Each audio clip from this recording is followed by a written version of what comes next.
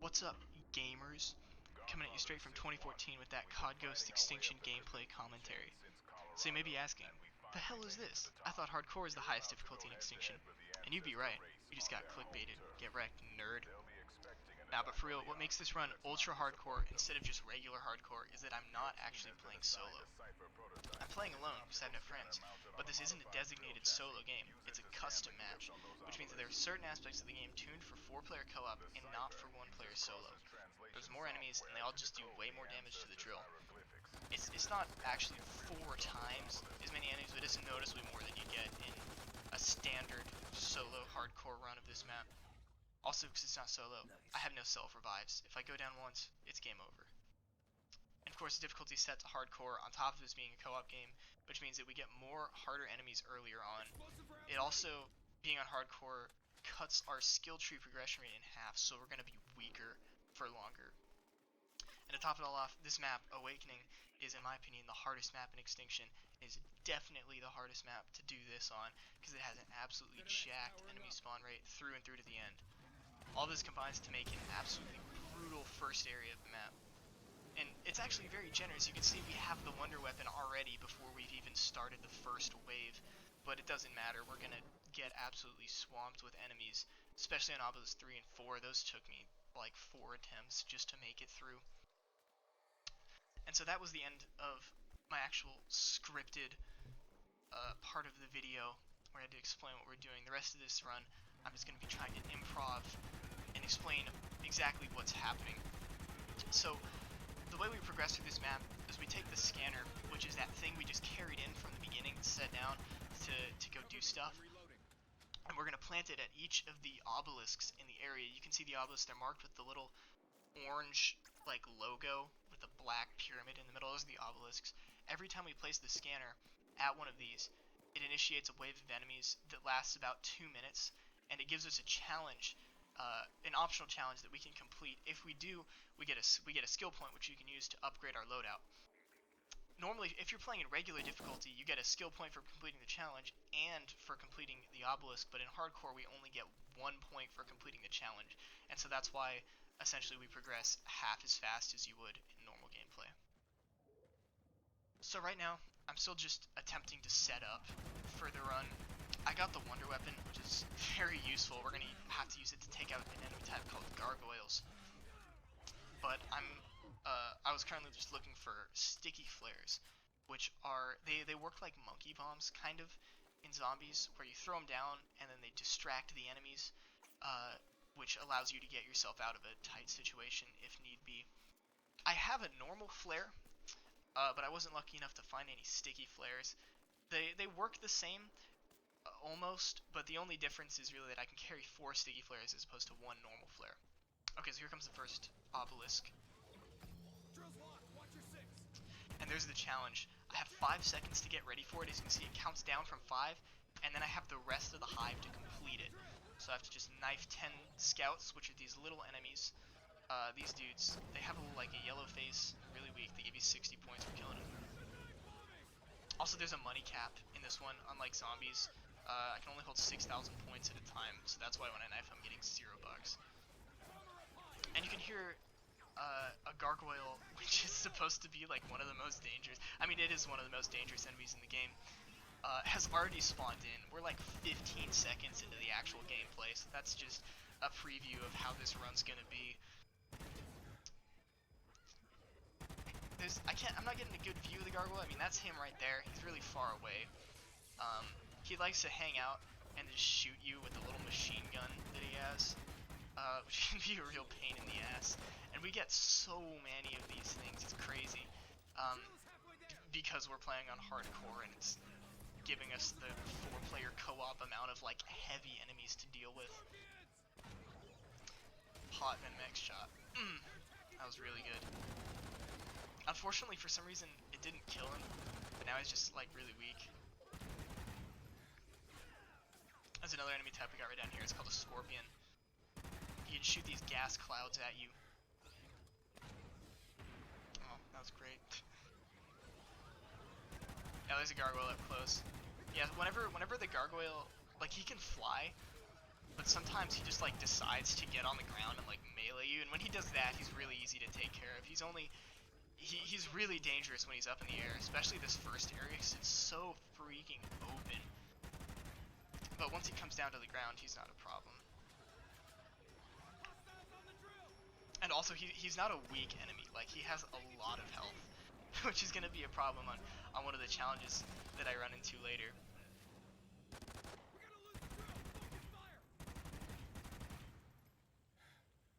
So, yeah, now I'm just cleaning up all the enemies. Killing those little plant things. They just, like, make a cloud of gas. Doesn't really do much damage to you. It's just really annoying. So, okay, you might have seen it there for a sec. I pulled up my menu, like the select button. It pulls up a menu of like my skill tree that I can upgrade. So the first thing I'm gonna do is I'm gonna level up my classes, which are, you can see them in the bottom right. They're weapon specials, which is the bullet, which is like 2 ups on the D-pad, and then the medic, which is 2 lefts on the D-pad. I'm gonna level those up to level 3. And so that way, I get a gas mask and I'm immune to the Scorpion's gas cloud, which you're probably going to see one here in a sec. I see there's a Scorpion alive somewhere. And it also gives me sleight of hand for the weapon specialist level 3. So that's really important. That's a big upgrade, and it costs a total of 4 points to get there. And again, I get a point every time I complete a challenge, and I also start the match with 1. So I'll have that upgrade, which is very important, on the 3rd Obelisk, which is the next one. And then after that, I'm going to put my armor up to level 2. If you look on the D-pad menu in the bottom right of the screen, my armor is the shield that costs 1,000. If I were to throw it out right now, it would do basically nothing. It would give me like 25 armor, which would go away in like 1 hit from anything. But after I get my class up to level 3 so that I can have the sleight of hand and gas mask, I'm going to get my armor up to level 2 so that I can throw it out and get 75 armor, which is actually going to make a huge difference. It's basically like a health bar. It's a secondary health bar. You can see it on the bottom left there. The green one is my actual like HP, and then there's a bar below it, which is a bit longer, and it's blue. That's my armor bar. I throw out armor, it refills that bar to like a certain number. So it's essentially a health bar that I can just refill for 1,000 points, which is incredibly useful. And then after that, I'm going to put 1 point into my ammo, so that if you look around on the D-pad again, ammo is up. It costs 2,000, and if I throw a box of it out, it refills 40% of my ammo. If I put 1 point into it, it goes from 40 to 70%, so that's a big deal. And then after that, I'm going to focus on getting the last upgrade for my classes, which actually costs 3 points, which gives me 50% bonus damage on the weapon specials, which is again is big. And then after that, the upgrades don't matter too much. I think I like max out armor, put 1 more point into ammo, and then 1 point into pistol. Okay, so here's the 3rd hive. This challenge, kill 5 enemies with traps. Depending on where you are, or like on what obelisk, hive, generator, whatever you get it on, can be really bad or really easy. In this case, it's kind of like because this electric trap that I have right here, it's just a puddle with some wires going into it. It's stupidly powerful. All of the electric floor traps are disgusting. It's just that this one's kind of in an inconvenient location because I can't really see the drill. That's going to cause it to get owned by some cryptids here in a sec. Again, screw gargoyles, they're such a pain.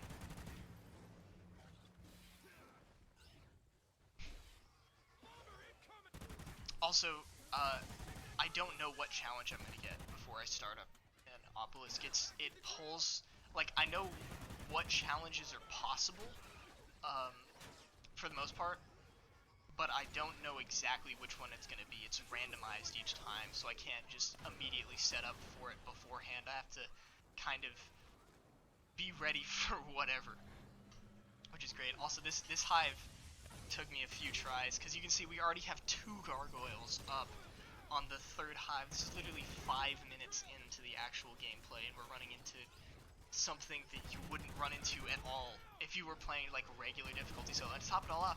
We get a Rhino like right now, which is just fantastic. Thankfully, I use my weapon specialist ability. You can see it pulsing on the top of my D-pad there, and it gives me infinite ammo for a short amount of time. That's useful. Obviously, infinite ammo is useful. The medic ability, which I don't actually think I end up using this game. No, okay, I definitely use it like once. It doesn't make me invincible, but it gives me really fast health regen. So I mean, it makes me almost invincible for a few seconds, which again is really useful.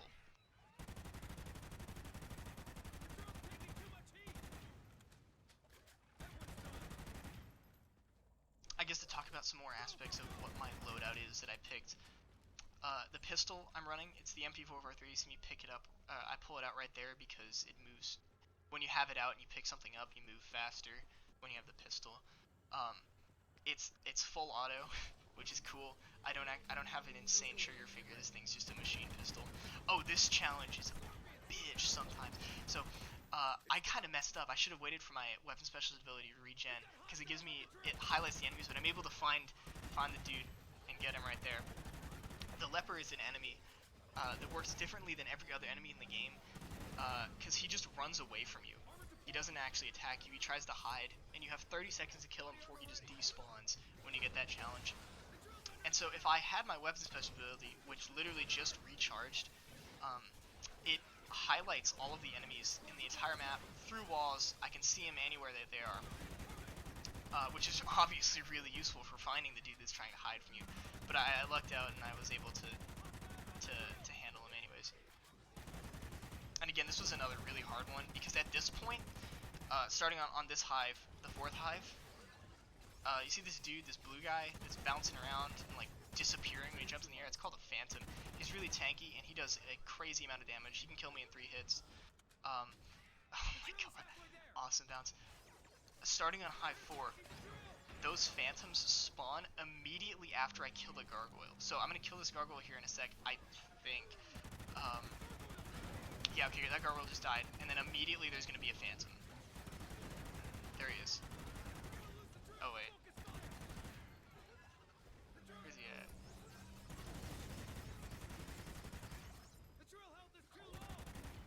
I don't know. Maybe it doesn't do that in this mode. It does that definitely in regular. Oh yeah, you can see the drill just getting absolutely reamed right now. If you've played Point of Contact, which is it's the map that comes with the game, you'd be used to the fact that only one enemy can attack the drill at a time in that map. Like, an enemy will just kind of hop on it and it's kind of like ride the drill and do damage to it. This one, it's different. You can see that an entire group of enemies just kind of swarms it and attacks it as if it was another player, which means that we can get multiple enemies hitting it at once. And, you know, combine that with co-op, making them do more damage to the drill, and they just take out the drill really fast. Which is why it got down to under 20 health there. That's another. I hate losing to the drill breaking. It's so like, ugh. Like, at least when you lose to getting killed, it feels like oh man, I just died. Not, they just broke my little piece of equipment. I don't know what I'm doing here. I literally just kind of was like looking around for stuff. Yeah. And so, at this point in the game, I was kind of surprised, actually. Or I guess after this hive's pretty hard too, but I've done this run in the past, like the ultra hardcore awakening. I did it about a year and a half ago, and I remember it being really hard all the way through into the end. But when I did this, this run was like about 2 weeks ago or something. Or no, it was last weekend. Yeah, it was last weekend. After the first area, it got considerably easier. And I'm not exactly sure why. At first I thought maybe something went wrong. Maybe there was like an update or something, and it stopped like making the run as insane in terms of the amount of enemies that spawn, but I watched my old footage from about a year and a half ago, because I recorded like the ending of the game back then, and I watched some other people's recordings, and that doesn't seem to be the case, which either means I just handled this run better for some reason, or what I think it might have been is I tried out a weapon that I don't really use that much in this. When I got to the second area, it's called the chainsaw. It's an LMG. And I don't usually use it because I usually am using the ARX, like, assault rifle. I decided to give it a go, and I guess it was absolutely just, like, tearing ass, so it made the rest of the game significantly easier than this. Surprising. This run, it kind of, like, I feel like this map peaks on, like, the fourth Obelisk, because, like, you saw, like, we're dealing with multiple Gargoyles, a Rhino, and a Phantom all at once, and then, like, you kind of just have a similar energy distribution all the way to the end of the game, but you, as, like, your character is getting more powerful as you're able to get skill points.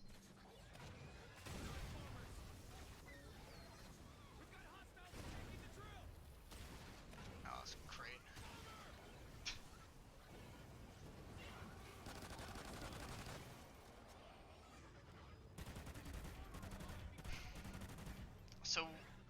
So now we've successfully scanned all 5 obelisks, and, like, in lore terms, I guess that means that we've translated them for some reason. Kind of forgot why. But now we have to break all of them in order to take down that little gate there, the little like force field on the wall. We have to get rid of that to go to the next area. So we have to destroy them, and so we have this quadcopter. It's called the Vanguard, and this sequence sucks ass. It's it's really dumb. All you're doing is you just break these obelisks. They all have an insane amount of health, so you can't really do it by just shooting them like with your weapons. I've actually attempted that. I've tested it. They have a similar amount of HP to the Kraken boss fight from the map Mayday. It's like 160,000. It's crazy. So yeah, you just have to do this. It's like, oh, it's just a really pointless gameplay part. Also, you have to change your grip. If you see the controls, they're down there in the bottom. Descend and fire. So the triggers are what you use to fire, which is L2 and R2, and then the bumpers, which is L1 and R1, is what you use to, like, control your height. So you have to shift your grip from holding the controller normally to having, like, index fingers and middle fingers on, like, the triggers and the bumpers, which is just really awkward. But you kind of get used to it. Yeah. And the problem with the sequence is, like, it's so boring. And in solo, so okay, what we're doing, we have to take these things out with this quadcopter, which is very, very weak, and it spawns scorpions and bombers. And in co-op, it works a lot better, because you can actually have some strategy with your teammates, like shooting bombers out of the sky.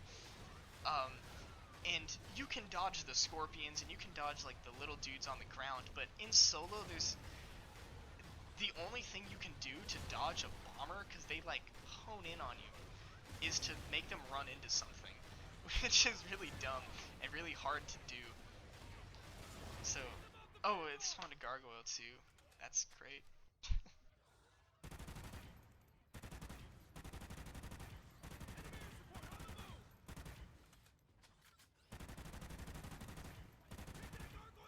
That's a Phantom too.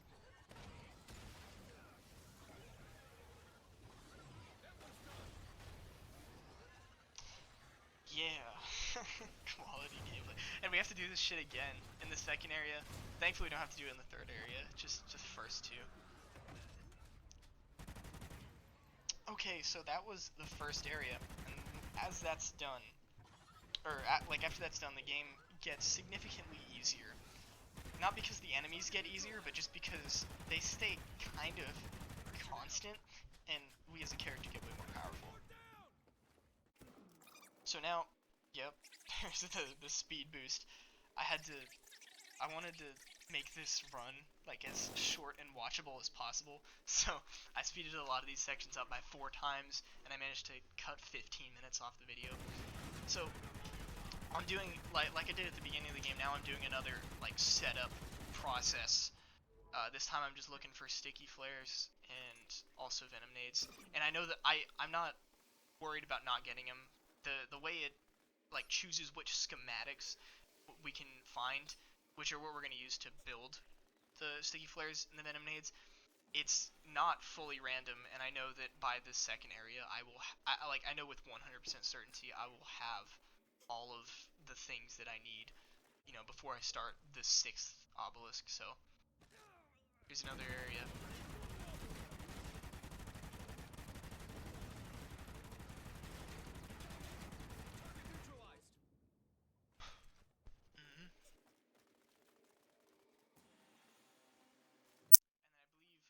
The third one that I check is the one that has the venom nades and the sticky flares.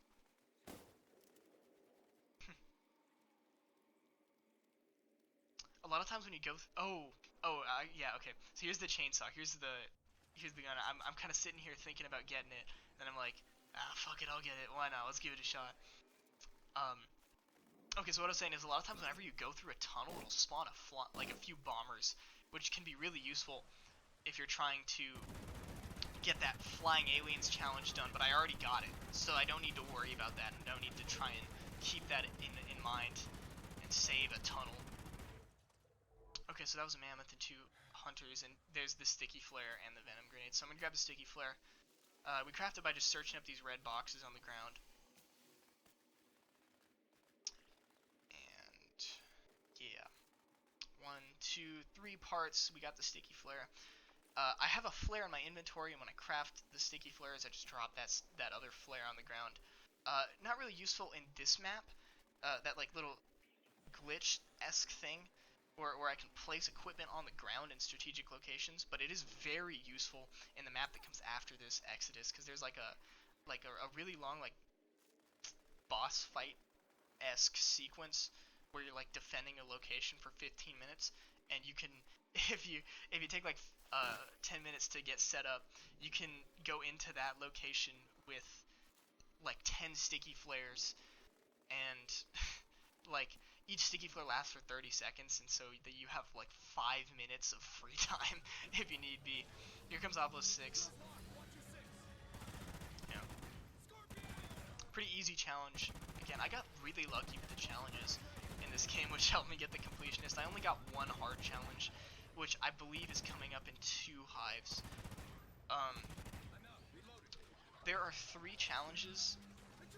So the challenges are a lot harder on co-op, obviously, because you have to worry about like teammates failing them, and they just ask you to do more stuff. And by co-op I mean like when there's actually multiple people in, because the challenges aren't tuned for 4 players right now. But in solo, there's 3 like big boy challenges that you have to watch out for. There's don't reload your weapon for 60 seconds, don't use any abilities for 90 seconds, and don't spend money for 2 minutes.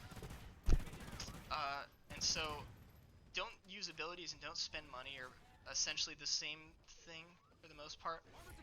The only difference is on the don't spend money challenge, it's 30 seconds longer, but if you look in the D-pad menu in the bottom right, like the little circle thing, those are my abilities. You can see that they cost different amounts of money, like they cost 2,700, 1,250, 1,000.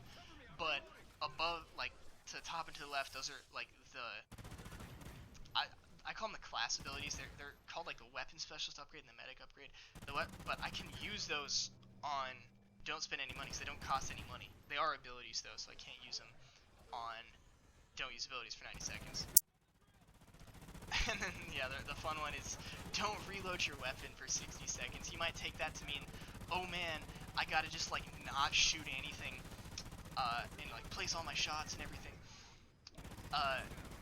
No, what it literally means that you cannot perform the action of reloading, or like perform it to completion for a minute. And the trick is that there are ways you can refill your magazine without actually physically reloading. One of them is to have your ammo upgraded to level 3. If you look over there, it's only upgraded to level 1. And I'm not going to have that, but level 3 Cryptid Slayer ammo refills the magazine for you, so you can just shoot... Oh, that was fast. You can just shoot, like, down to, like, 5 bullets left, and just throw this Cryptid Slayer level 3 out and refill your mag, and just be chillin'. Also, the weapon specialist upgrade, which gives me infinite ammo, also refills the magazine after you're done with it, so you can, like, shoot most of your mag, use the infinite ammo, have, like, 7 seconds of infinite ammo, and then come out of it on the other side with a full magazine. And you can also... So, the Wonder Weapon, the Venom X, you notice it has 2-shot magazines, but if you... So, the ammo, it's on the ground right there, the little, like, egg thing. Picking that up gives you two,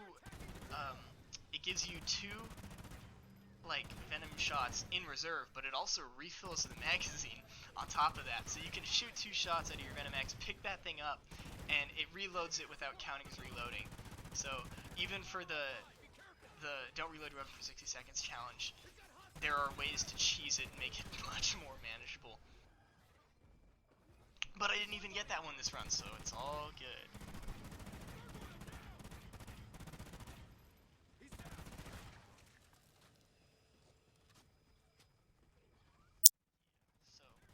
Oh, there's the I think that's the Phantom that spawned after I killed the Gargoyle. Maybe I'm not just tripping.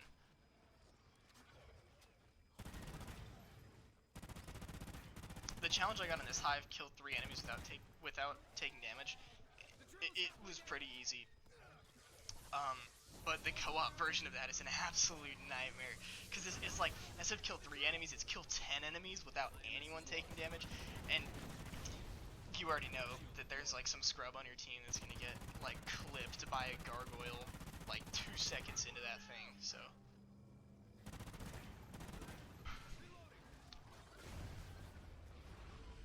Big boy. I guess to go back to the loadout, I'm using IMS for my strike package and Riot Shield for my equalizer. They're the right and left on the D-pad respectively. I like both of these things because neither of them actually requires like attention to them. I know that like the IMS is kind of a controversial pick if anyone even plays this game anymore, but the meta used to be for a long time was just use the sentry guns, because if you max the sentry guns out, you get 2 of them and you can just like basically let the sentry guns win the game for you. My problem with the sentry guns is that you have to like babysit them in order for them to work. And if you do that, if you put a sentry gun down and you watch it and you make sure an enemy doesn't hop on it and start like tearing it to shit, they can do some serious work, but you have to focus on the sentry gun in order for it to actually be beneficial. And I rather focus on like using my own gun and like outputting as high of a DPS as I can. And so then the next thing that people decided to do, like the sentry guns used to be like really overpowered, and then they nerfed them, and so a lot of people shifted to the Vulture, which is it's an autonomous like kind of like quadcopter thing. It's essentially just a flying sentry gun. It costs a lot. It costs 2,200. It costs more than my Cryptid Slayer ammo to use. And again, it can be pretty good. It's more of a personal defense thing, though. It follows you around, and it's just you, which I generally don't need, because as you can see, I've got like the pimp loadout for just DPS against enemies.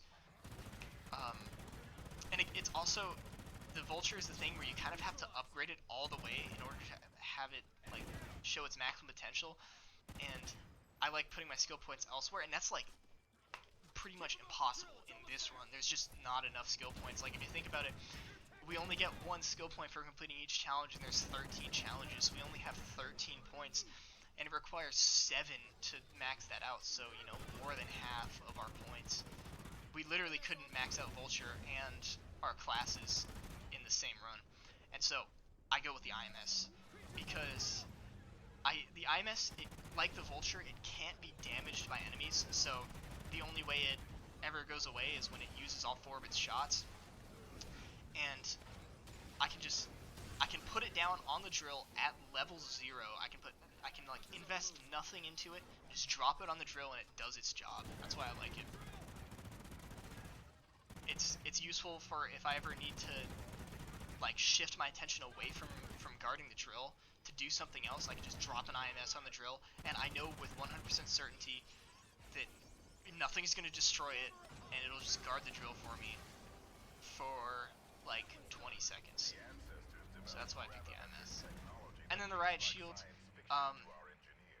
basically the equalizers are all they're shit like the Death Machine and like the MK32 War Machine grenade launcher, where they're just like really powerful weapons that you can use, but they have like a limited amount of ammo.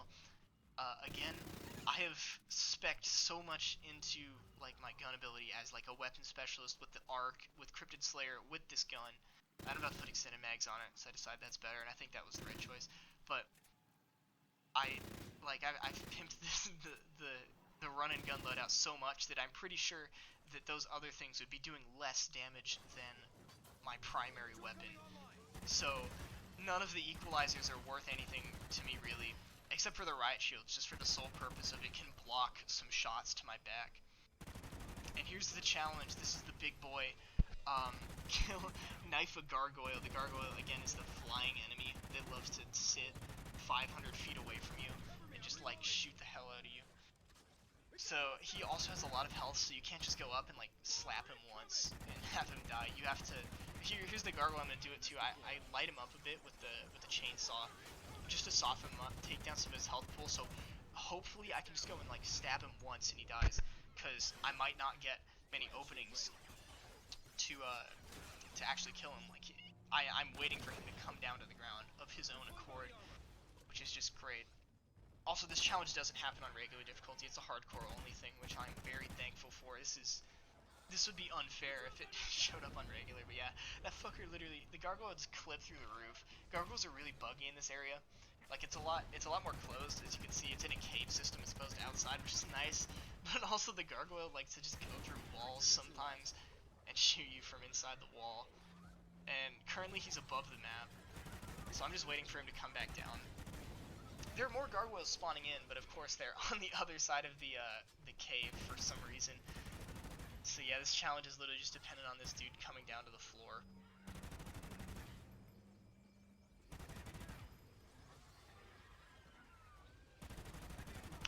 On regular difficulty, Awakening, Rhinos straight up don't even spawn in during a normal game, which is just weird. It's still the hardest one, in my opinion, though, because you get a ton of just hunters and scorpions and like heavy enemies. Not any like super heavy enemies or anything, but just like shit tons of like medium-sized dudes just rush you.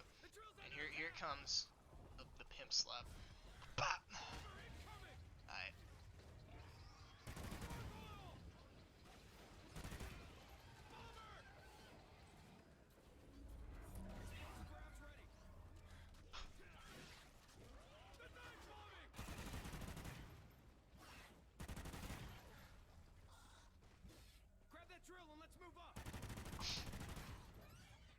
You're gonna see here in a sec that all the Gargoyles that are just chilling over here, they just spawned there for some reason, just didn't go through. And so, if these guys had showed up by the hive, that challenge would have been a lot better, because there wouldn't just be one dude I was waiting for. Also, I don't know if you saw, I kind of like looked up into the sky there. I guess yeah, that phantoms don't spawn immediately after killing Gargoyles in this difficulty setting combination thing. And when you're playing regular difficulty solo, they do. The moment after you kill a Gargoyle, a Phantom spawns. And whenever you kill a Gargoyle after a hive, it doesn't know where to spawn the Phantom, so it just puts them above the map, like out there in the void. And you know, it's kind of funny when it happens, but it can actually mess up your challenge. There's a challenge called Kill the 3 marked aliens before any other ones, and it picks 3 aliens. It either picks the first 3 aliens to spawn, or any enemies that were already spawned in. And so if you're in the 3rd area and there's a phantom that's still alive, just chilling above the ceiling in the second area, and you get killed 3 marked aliens, you're just screwed. So, but yeah, I'm sure you can notice that the gameplay has kind of chilled the fuck out since the first area.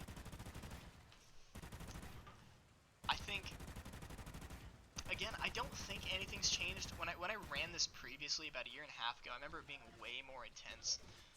I don't think anything's changed. I honestly think it was just this chainsaw is a monster. Yeah. Like, I don't know. I just feel like I'm seeing more scouts and less hunters than normal. I don't know why.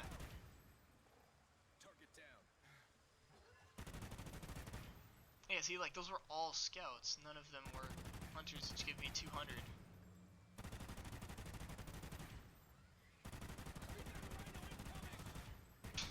Yeah, see, sometimes the gargoyles just do things like that. And they just, like, choose to die. It's great.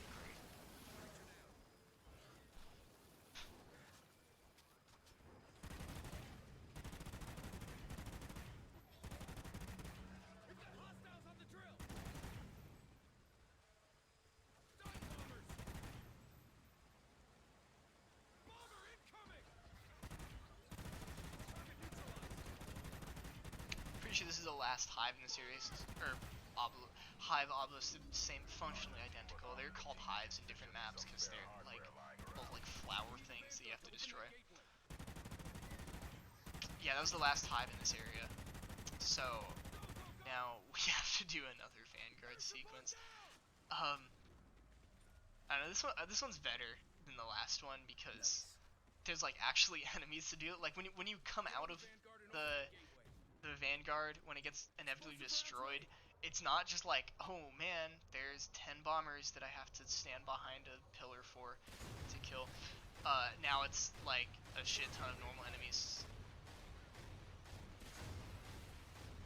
But again, why are they all scouts? I don't know.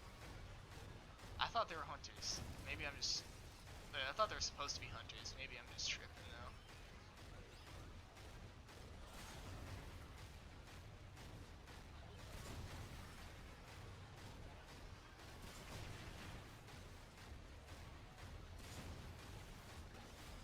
Yeah, there aren't really many bombers happening, so I just have to focus on keeping myself moving so that I avoid getting shot by a scorpion, and then I also have to think about being off the ground so I don't get slapped by one of these scouts. Oh, I saw a hunter right there.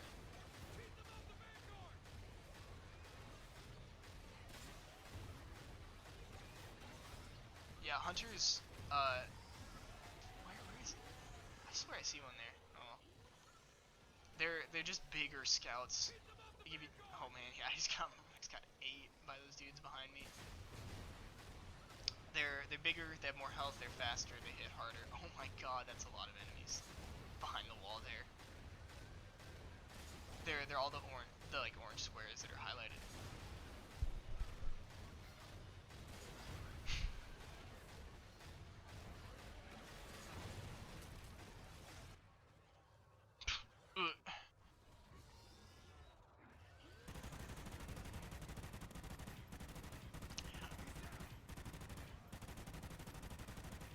Yeah, there's one hunter.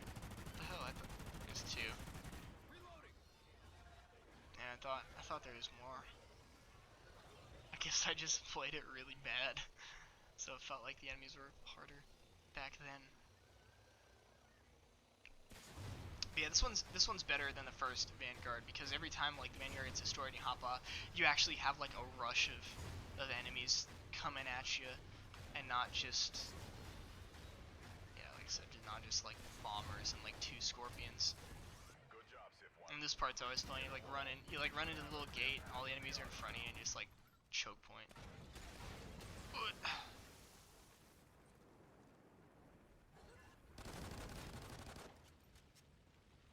Okay, so what's about to happen now? So that was the second area. There's one more area. It's the third area. No shit. There's only 3 obelisks in this area. They're really big though. Like, they're bigger than the other ones. They take the same amount of time, though, so not a big deal. So now, the one I'm gonna do first. So, okay, you can do the obelisks in any order you want, and what I like to do is I do the hardest location one first, so that I get the easiest wave for it, because the wave that you get isn't dependent on which like physical location the obelisk is. It's dependent on what like number you did it in sequence. So I'm doing this one 11th instead of 13th, and this one's really hard because it's hard to see right now. It's in like a bowl. It's surrounded by high ground on all sides, and so the scorpions just like trash me here. So what I did to counter that is I went and I set up 3 trophy systems around it. So when I inevitably get like this wall in front of me is just covered in scorpions, and they're like behind me too, and I'm getting a gargoyle like up my ass. I have this trophy system just blocking all of the scorpion shots. The trophy system is really, really useful in this game. In certain situations, it's still not as good as a flare. But like on Exodus, the final map, there's a part where like you have the ancestors, which we're about to meet here in the Ark over there. And they shoot a fucking black hole at the generator to do like 25 damage. And you can just put a trophy system down and it totally just immediately blocks the black hole like it's nothing. It's great.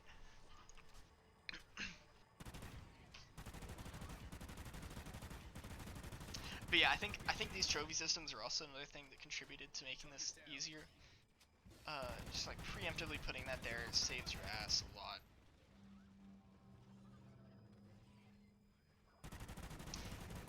You might notice the game plays that foghorn sound all the time, and I'm pretty sure every time it does that is like a heavy enemy spawning in. So like, it'll do that every time there's a gargoyle, and you see it has happened again. It shows you how many fucking gargoyles there are in this mode, because the foghorn's going off like every 15 seconds. Oh, that was actually a rhino, not a gargoyle. Oh. Just ran into me.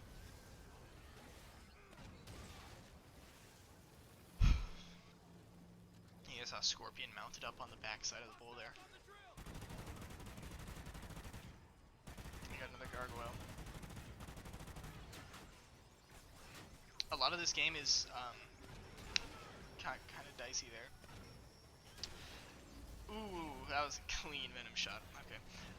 Yeah, a lot of this game is just being able to recognize sound cues.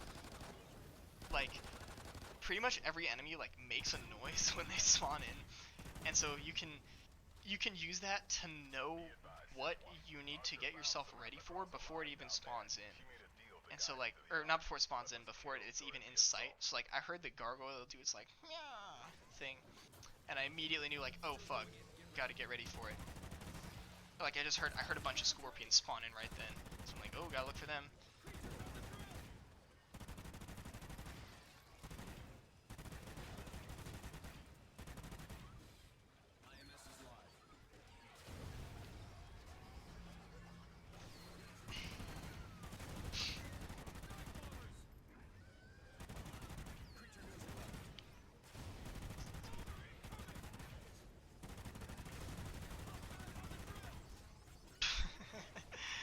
Yeah, I can't.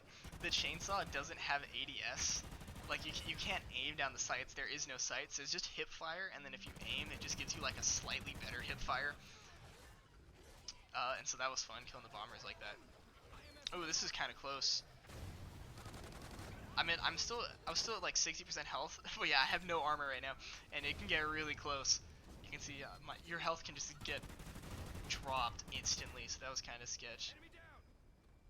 And again, no self revives, so if I go down, that's it.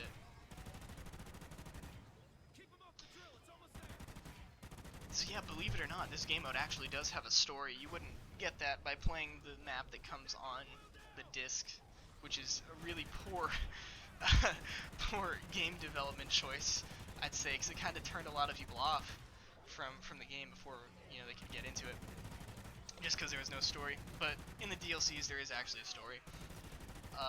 So the ancestors, they're a type of enemy. We see them in this map. We're about to see them in like 10 minutes. But we don't actually fight them until the next map, Exodus. They're essentially like the cryptids, like hive mind overlord type of dudes that control them. And they live in that arc there. It's the big pyramid thing with like the really cool like blue glow up at the top. They're in like cryogenic stasis or whatever, because for a really long time, because like that's how they survived some extinction level event in the past. Also, these aren't aliens. It keeps saying they're aliens, but in lore they're actually these like pre-dinosaur fuckers that have been here like forever. And there was like a mass extinction event, like an asteroid or something, and so they all went underground, built these things, put themselves in cryostasis, and they're like, yes, now is the time to wake up. And so this map is called Awakening, right? Because the ancestors are waking up. They're in the Ark. They're get ready to like wreck everyone in the world, which they do. It's very bad in the next map. But we're showing up to this Ark to get the super weapon. It's called the Cortex. You'll see it in there. It's like a pulse bomb that charges up as you kill enemies. Oh, that was funny. We're here to grab the Cortex and like kill every ancestor in the Ark by like overheating it and causing fucking earthquakes. Wild. Yeah. I mean, that's essentially the story. You show up, grab the thing, kill all of them. It's cool. I'll go into the gameplay mechanics of doing that, of killing them, is a little bit sketchy though. It's the sketchiest part of the run, because it's right at the very end, and there's a really stupid way that you can lose, and I'll talk about that once we get there so you can actually see it. But yeah, now this is also the only other kind of sketchy challenge. It says keep shot accuracy at 50% or above until the Obelisk is scanned, but that's like not what it is. It's have your shot accuracy above 50% when you finish the Obelisk. So it's like it's 49 right now, which is totally fine. It just needs to be above 50, and this rhino's gonna get us there. Yep, there it is. It needs to be above 50 by the end of the hive. And because of the way like fractions work, as you take more and more and more and more shots, it kind of stabilizes and it's hard to move. So like when you first you first start out, the fraction or like your accuracy is going all over the place. But now that you know I've shot like over 100 shots, it barely moves every time I take a shot. So.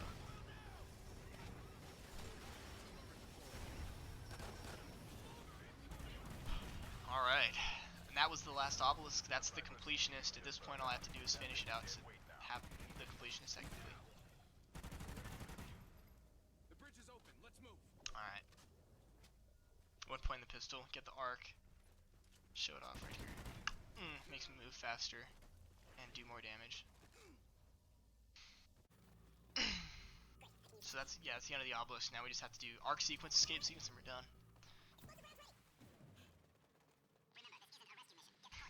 Alright, so yeah, we just rolled up to the Ancestors' crib right here, and we're about to drop an upper decker in their master bathroom, right? So, okay, so yeah, this thing over here on the right, that's the Cortex. It's the pulse bomb thing that charges up as we kill enemies. And the Ancestors are the dudes up in the cryopods. You can kind of see their heads.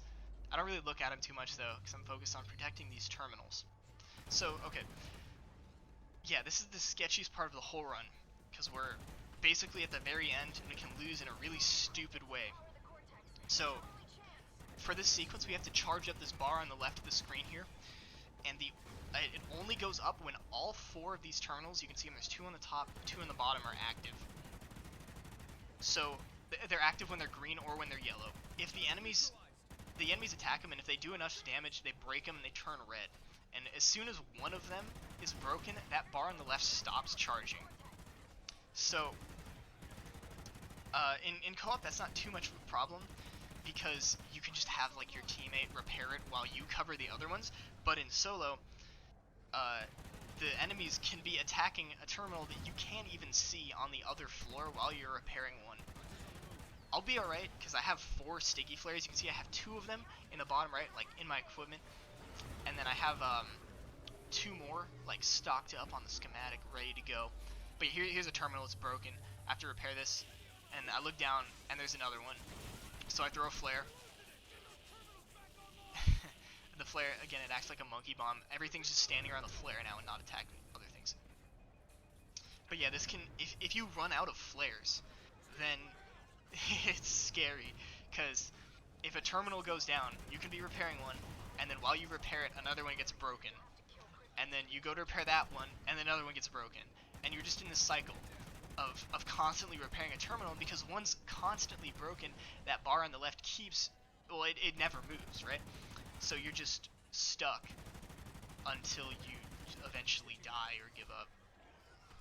Oh, actually, yeah, wait, you wouldn't just have to, you don't have to just wait until a hunter, like, gets the better of you, or you give up for the game to end. If you take too long in this sequence, the fucking ancestors will just wake up and delete you. It's nuts. It's never happened to me. I don't know how long it takes. I'm gonna guess it takes like 10 minutes maybe.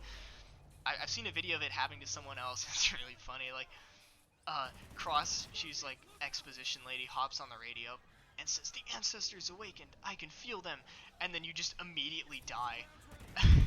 It's a really shitty way to lose, especially because, you know, you've got like 6 minutes left in the run at this point. So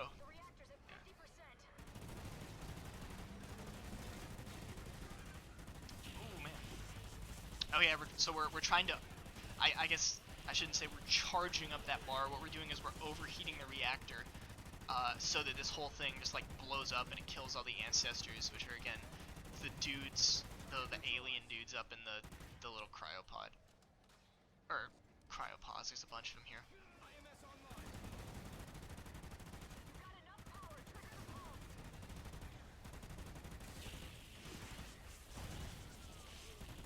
So as we charge up the reactor, so okay, this part's kind of confusing. There's 2 things that are charging up, both the reactor and the cortex. They're independent of each other. The reactor, which is what we need to like do to like beat this part, charges up just over time by having all 4 of the terminals activated, and the cortex, which is that little thing, like the icon that you see on the red of my screen right now, charges up by killing enemies. Hear that voice cue? The reactor's almost critical. Hold your ground. That means that we just got a Rhino and 2 Phantoms to spawn in, or a Rhino and 1 Phantom, I guess. And so I can activate the cortex and just immediately remove them. So that's really useful. It's one thing I figured out for this sequence. The best way to handle it is to get the cortex charged up, and then don't use it immediately, but wait for the audio cue from Cross when she says, "The reactor's at 25%, keep pushing," or whatever. Every time she hops on to tell you it's like a quarter, half, or 3/4 of the way, an enemy, or like a big enemy, is going to spawn in, so you can strategically use the cortex to just delete the big enemy. And so yeah, here we go. We've got 2 terminals down right now, and so that flare is at, or 2? No, okay, I'm just colorblind. It's only 1. Yeah, it's really important to use the flare. And at this point, there's no more rhinos or anything spawning, so I just use the cortex for the hell of it, and it kills everything on the map. Boom. There's only 2 hunters left. That's great. Also, a fun aspect of this I want to say before we go is that the map design of this. So I'm standing where I am right now because that's the only place that allows me to see all 4 terminals, and very conveniently, all the scorpions just go to the other side of the like arena, and so I don't even have to worry about the scorpions at all. It's really very convenient. Okay, so we've started the escape sequence, and we literally just run back to the start of the map, except those walls that we had to like deactivate by breaking all of the obelisks with the Vanguard quad rotor are back, and this time we have to break them with like a cortex pulse. So we have to charge the cortex up by killing enemies to like blow it up and break this wall. The catch is every enemy is worth the same for this sequence, for the Cortex charge. And so what I do, I throw a sticky flare on the Rhino because it just freezes the Rhino. Like, for some reason, when an enemy has a sticky flare on it, it just sits there and does nothing. You see the Rhino's just chilling. That's because every enemy is worth the same amount, so it wouldn't make sense for me to focus on the Rhino when I could just focus on killing like bombers and scouts and scorpions much faster and just ignore the Rhino. But because we had to use our flares to survive the Ark Sequence, we're out of them now. So for this one and the next gate, we don't have any flares, so we actually have to like deal with the Rhino or like avoid him, but I can't just freeze him in place. And if I remember correctly, I get really close to death on this one. It's kind of hard to tell, or like it's not incredibly apparent that I'm like about to die, but it like your health bar can drop so incredibly fast if you get like gangbanged by enemies. Yeah, right there. Ooh, that's scary because we were like 1 minute from the end. And there's also like a ranking of how good your escape was. I believe it affects like how many like T's, which is the upgrade system thing that you can, or like use it to unlock upgrades. How fast you escape, I think, affects how many T's you get. And so if we make it out before that timer hits 140, we get what's called a platinum escape, which is the best. And that's going to be absolutely no problem at all. We're going to make it, I think, with like 2 minutes left. Yeah, so at this point I'm just focusing on not dying. I'm a dumbass though, and I still have 5 Venom Grenades, which are like the Venom X is the wonder weapon. The Venom Grenades are literally just throwable Venom projectiles, and for some reason I just totally forgot about them. They would have made this part a lot easier because I could just like spam all 5 of them and like kill everything on the map right now. But there it is, and we run to the exit, get a platinum escape. And then that's the Awakening Ultra Hardcore Completionist.